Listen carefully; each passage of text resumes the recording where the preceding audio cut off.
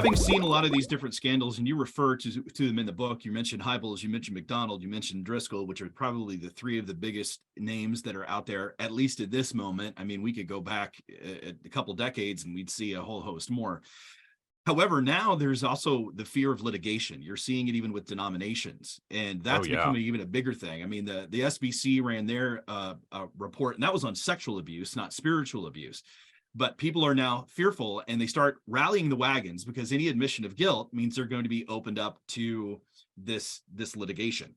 How do we help people see, though, that the spiritual principle is actually greater than what the litigious aspects are?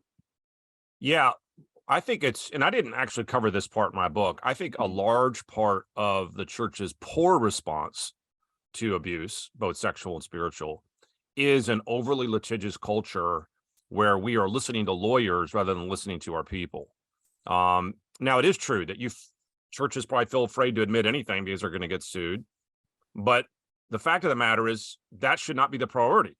The priority isn't whether you get sued. The priority isn't whether you lose money or standing. The priority is truth and righteousness and doing what God has called us to do.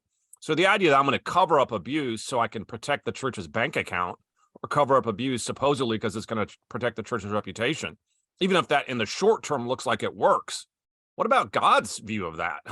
What about, it's ironic you're thinking this purely on a human level. What is the divine perspective on that kind of treatment of the sheep? And all you got to do is read Ezekiel 34, and you realize that that's exactly what the shepherds of Israel did when they abused and mistreated the sheep under them. And God was very upset with them. And so I think, our number one goal is always follow God first, be obedient to him. And if you end up going bankrupt as a church as a result, well, then you leave that in God's hands. Do the right thing. And I think that just needs to be said.